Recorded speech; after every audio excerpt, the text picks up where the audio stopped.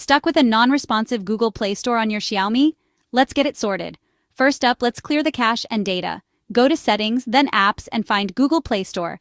Tap Storage, hit Clear Cache, then Clear Data. Now, reopen the Play Store. Still stuck? Restart your device. Sometimes a simple reboot can work wonders.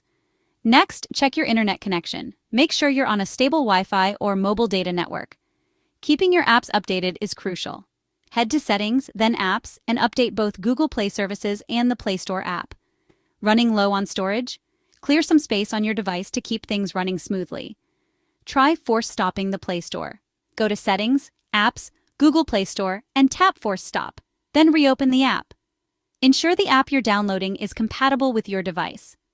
If all else fails, remove and re-add your Google account. Go to Settings, Accounts, Google, and remove your account, then add it back in. Still no luck? It might be a bigger issue. Reach out to Xiaomi support for help. And there you have it. Your Google Play Store should be back in action.